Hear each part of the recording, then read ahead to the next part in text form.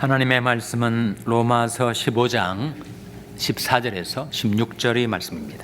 내 형제들아, 너희가 스스로 선함이 가득하고 모든 지식이 차서 능히 서로 권하는 자임을 나도 확신하노라. 그러나 내가 너희로 다시 생각나게 하려고 하나님께서 내주신 은혜를 인하여 더욱 담대히 대강 너희에게 썼노니. 다 같이 읽으시겠습니다. 이 은혜는 곧 나로 이방인을 위하여 그리스도 예수의 일꾼이 되어 하나님의 복음의 제사장 직무를 하게 하사 이방인을 제물로 드리는 그것이 성령 안에서 거룩하게 되어 받으심직하게 하려 하심이라. 아멘. 오늘은 임직식이 열리는 날입니다. 그래서 임직자의 5 요건이라는 주제로 말씀을 드리도록 하겠습니다. 임직자뿐만이 아니죠. 우리 신앙인들의 5대 요건이기도 합니다. 여러분, 오늘 임직을 받으신 분들도 계시고 이미 임직을 받으신 분들도 계시고 또 앞으로 임직을 받을 분들도 계실 터인데, 임직이라는 말은 직분을 받는다, 직분에 임한다라는 뜻이죠. 교회에 여러 직분들이 있지만 또 하나님께서 내 인생을 살아가면서 내게 하라고 하신 일, 할 일이 바로 직분입니다.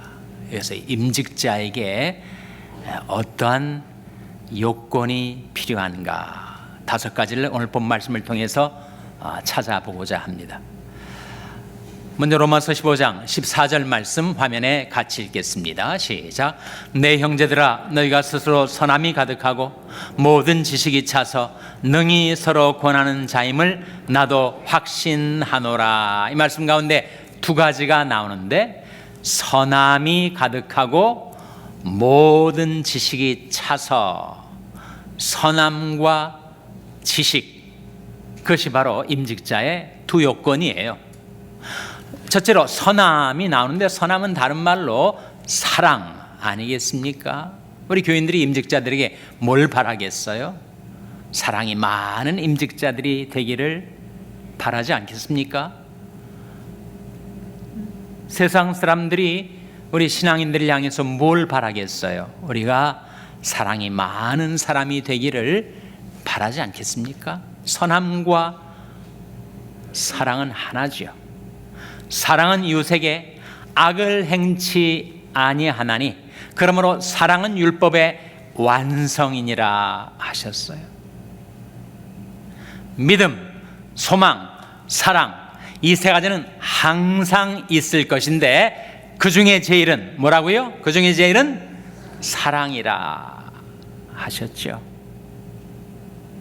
사랑은 주는 것 임과 동시에 받는 것입니다.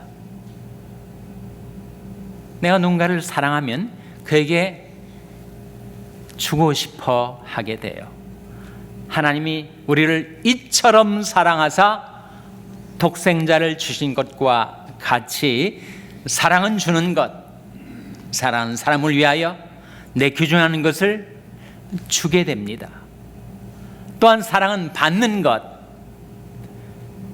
그 모습 그대로 그를 받아주는 것, 그리스도께서 우리를 받아 하나님께 영광을 돌리심과 같이 너희도 서로 받으라 하지 않았습니까? 인간이 누가 흉어물이 없겠어요? 근데 내가 그를 사랑한다는 것은 그의 연약함과 부족함에도 불구하고 그의 모습 있는 그대로를 받아주는 것, 이게 사랑이라는 거예요. 그래서 서로 인자하게 하며 불쌍히 여기며 서로 용서하기를 하나님이 그리스도 안에서 너희를 용서하심과 같이 하라. 인간 관계 속에서 사랑이 나타나는 것은 주는 것과 받는 것으로 나타납니다.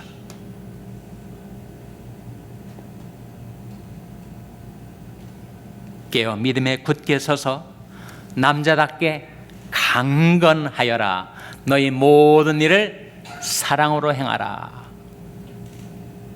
하나님께서, 하나님의 자녀된 우리들이 이 세상에서 어떻게 살아야 할까를 말씀을 통해서 그 길을 보여주시는 것이 깨어 믿음에 굳게 서서 남자답게 강건하여라. 너희 모든 일을 사랑으로 행하라 하지 않았습니까? 너희가 진리를 순종함으로 너희 영혼을 깨끗하게 하여 거짓이 없이 형제를 사랑하기에 이르렀으니 마음으로 뜨겁게 피차 사랑하라 하셨죠. 무엇보다도 열심으로 서로 사랑할지니 사랑은 허다한 죄를 덮느니라고 말씀하셨습니다. 임직자의 첫 번째 요건, 신앙인들의 첫 번째 요건은 바로 사랑. 두 번째 요건은 말씀이죠. 너희가 선함이 가득하고 모든 지식이 차서라고 했을 때 그 지식은 세상 지식을 가리키는 것이 아니고 바로 말씀의 지식을 가리키는 것입니다. 하나님의 교회는 말씀의 교회입니다. 그러므로 어떤 형태로든지 하나님의 교회를 위해서 봉사하고자 하는 자는 그 말씀에 익숙지 않으면 안 됩니다. 지금 내가 너희를 주와 및 그 은혜의 말씀께 부탁하노니 그 말씀이 너희를 능히 든든히 세우사 거룩히 하심을 입은 모든 자 가운데 기업이 있게 하리라 하시지 않았습니까? 비와 눈이 하늘에서 내려서는 다시 그리로 돌아가지 않습니다. 그 내린 비와 눈이 토지를 적시어서 싹이 나게 하고 열매를 맺게 합니다. 그래서 파종하는 자에게는 종자를 줘요. 먹는 자에게는 양식을 줍니다. 예사야 55장 10절 말씀 화면에 같이 읽겠습니다. 시작. 비와 눈이 하늘에서 내려서는 다시 그리로 가지 않고 토지를 적시어서 싹이 나게 하며 열매가 맺게 하여 파종하는 자에게 종자를 주며 먹는 자에게 양식을 줌과 같이 어떻다는 거예요? 11절 말씀 같이 읽겠습니다. 시작. 내 입에서 나는 말도 헛되이 내게로 돌아오지 아니하고 나의 뜻을 이루며 나의 명하여 보낸 일에 형통하리라. 내 입에서 나가는 말, 하나님의 입에서 나오는 하나님의 말씀, 하늘에서 이 땅에 살고 있는 우리들에게 보내신 하나님의 말씀, 그 말씀이 임하면 어떻게 된다고요? 내 입에서 나가는 말도 헛되이 내게로 돌아오지 아니하고 나의 뜻을 이루며 나의 명하여 보낸 일에 형통하리라. 예전에 우리 마음이 황무지와 같지 않았습니까? 불무지와 같지는 않았어요? 내 말씀이 단비가 내려서 이 마음밭을 적시고 그리고 싹이 나게 하고 열매를 맺게 해 주셨죠. 그리고 그 말씀이 달려가는 길을 따라서 나도 달려가면 내 삶에 형통함이 깃들게 해 주신 것입니다. 하나님은 우리에게 말씀을 공급해 주시고 받은 말씀을 우리가 유통하고 상통할 때 형통함이 있게 될 것이다 라는 약속 아닙니까? 내 입에서 나는 말도 헛되이 내게로 돌아오지 아니하고 나의 뜻을 이루며 나의 명하여 보낸 일에 형통하리라. 그러니까 민직자들은, 신앙인들은 어떻게 해서든지 하나님의 말씀을 읽고 묵상하고 궁구하고 추구하고 연구하고, 그래서 그 말씀을 내 가슴 속에 풍성히 살아있게, 그리스도의 말씀이 너희 속에 풍성히 거하게 하라, 하나님의 명령 아닙니까? 임직자에게 필요한 것 두 번째, 바로 말씀. 세 번째, 네 번째, 다섯 번째는 로마서 15장 16절에 나옵니다. 화면에 같이 읽겠습니다. 시작. 이 은혜는 곧 나로 이방인을 위하여 그리스도 예수의 일꾼이 되어 하나님의 복음의 제사장 직무를 하게 하사 이방인을 제물로 드리는 그것이 성령 안에서 거룩하게 되어 받으심직하게 하려 하심이라. 셋째는 그리스도 예수의 일꾼이 되어에 들어있습니다. 넷째는 하나님의 복음의 제사장 직무를 하게 하사에 들어있어요. 다섯째는 성령 안에서 거룩하게 되어 받으심직하게 하려 하심이라 하는 말씀에 들어있습니다. 셋째는 그리스도 예수의 일꾼이 되라. 그리스도 예수의 일꾼은 그리스도 예수께 충성하는 자들이죠. 그럼 임직자들에게 온 교회가 뭘 바라고 기대하겠습니까? 맡은 자들에게 구할 것은 충성이니라 하지 않았습니까? 세상 사람들이 믿는 사람이든 믿지 않는 사람이든 우리들을 바라볼 때 우리들에게 무엇을 기대하겠습니까? 우리 주님께 충성하는 것을 바라고 기다리겠죠.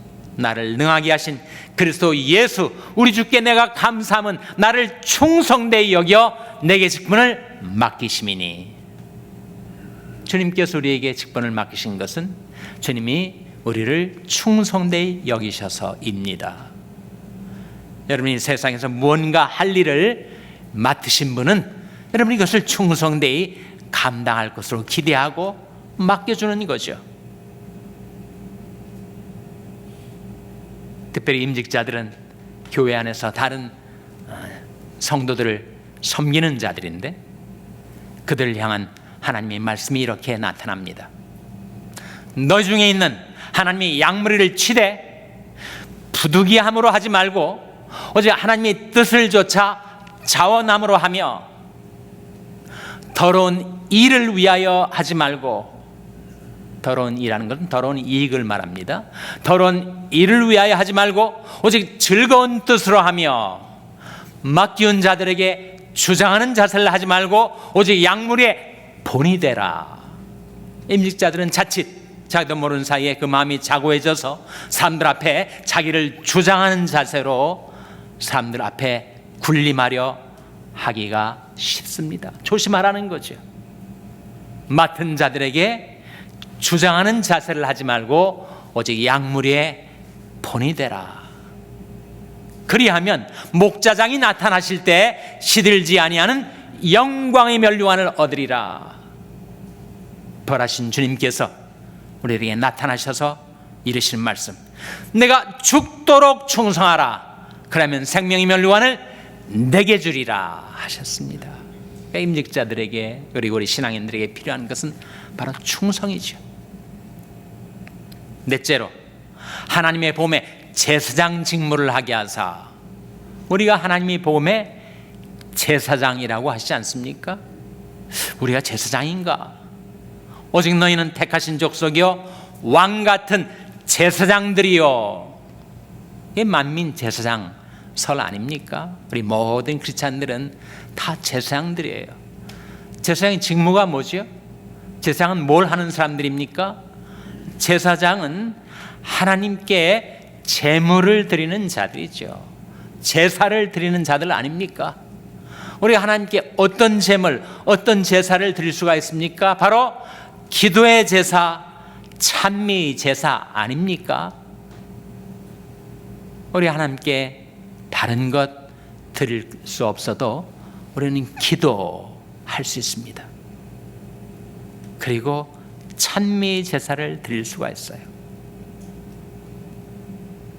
이러므로 우리가 항상 예수로 말미암아 찬미 제사를 하나님께 드리자. 이는 그 이름을 증가하는 입술의 열매니라 하셨죠. 하나님께서 우리를 이렇게 부르십니다. 예레미야 29장 12절 화면에 같이 읽겠습니다. 시작. 너희는 내게 부르짖으며 와서 내게 기도하면 내가 너희를 들을 것이요 너희가 전심으로 나를 찾고 찾으면 나를 만나리라. 너희는 내게 부르짖으며 와서 내게 기도하면 내가 너희를 들을 것이요. 얼마나 귀중한 하나님의 약속입니까?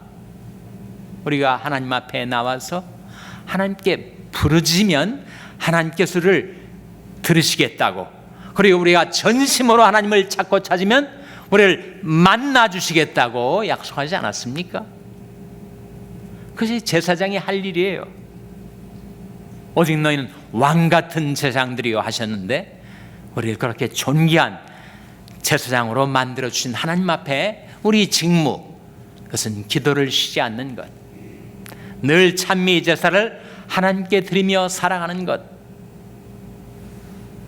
여호와께서는 자기에게 간구하는 모든 자, 그 진실하게 간구하는 모든 자에게 가까이 하시는도다.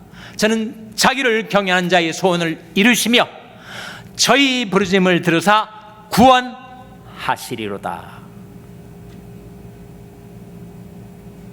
다섯 번째로,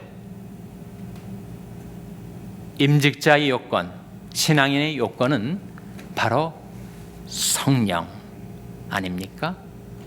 성령 안에서 거룩하게 되어 받으심직하게 하려 하심이라. 신앙인들 크리스찬이라고 할 때 크리스찬의 뜻은 기름 부음 받은 자의 뜻입니다.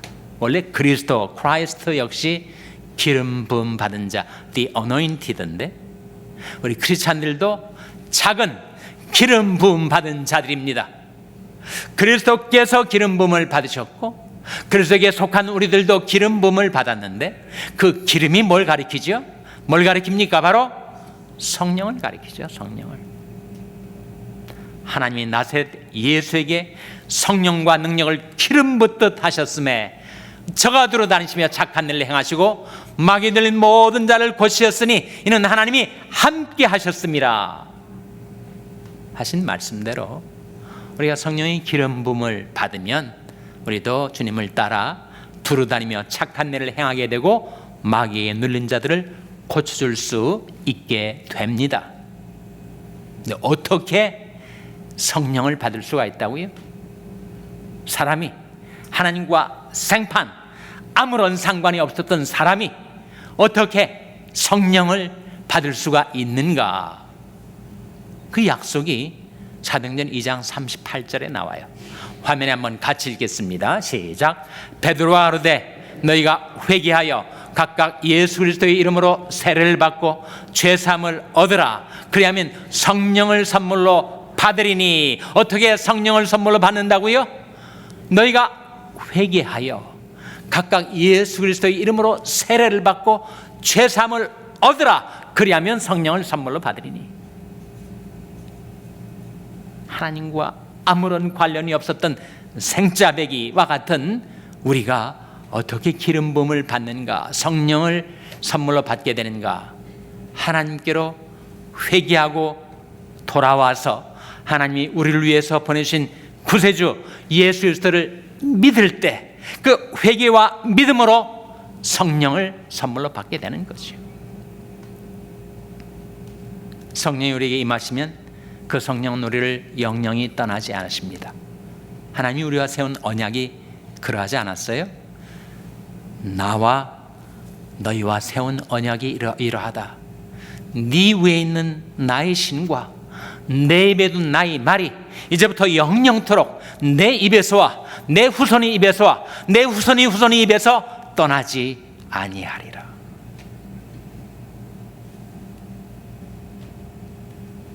이것이 임직자의 5대 요건, 우리 신앙인들 크리스찬들의 5대 요건. 첫째로 사랑, 둘째로 말씀, 셋째로 충성, 넷째로 기도, 다섯째로 성령. 성령을 받아 살면 어떻게 된다고요? 이 은혜는 곧 나로 이방인을 위하여 그리스도 예수의 일꾼이 되어 하나님의 복음의 제사장 직무를 하게 하사 이방인을 제물로 드리는 것이 성령 안에서 거룩하게 되어 받으심직하게 하려 하심이라 하셨을 때 이방인을 제물로 드린다는 게 무슨 뜻이에요? 이방인은 불신자, 세상 사람들 아닙니까? 이방인을 제물로 하나님께 드린다. 어떤 뜻이겠습니까?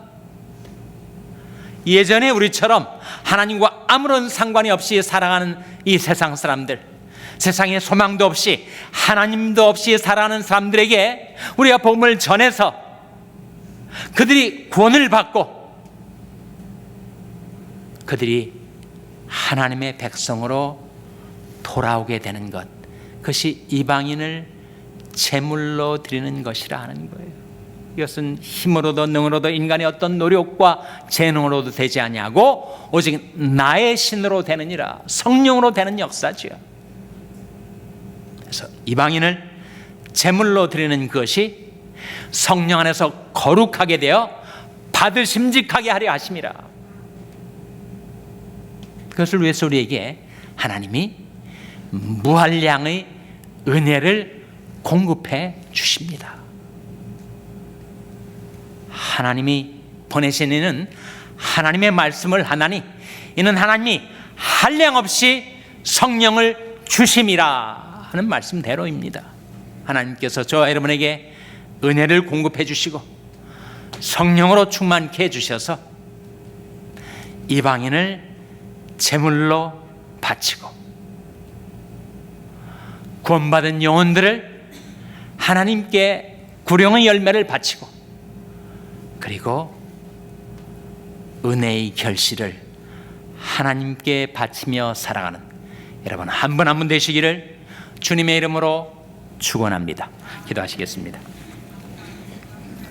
하나님 아버지, 저희들이 하나님과 아무런 상관이 없던 자들이었는데 우리 주 예수 그리스도께서 저희들을 찾아오셔서 저희들이 모든 죄의 결박 끊어주시고 풀어주시고 저희들을 자유케 하여 주시고 이제 주님과 상관 있는 자로 삼아주신 것처럼 저희 임직자들이 또 저희 신앙인들이 하나님의 은혜를 공급받고 성령으로 충만케 되어서 이방인을 제물로 드리는 그것이 성령 안에서 거룩하게 되어 하나님께서 받으심직한 은혜의 결실을 바치며 살게 하여 주시옵소서. 예수님의 이름으로 기도하옵나이다. 아멘.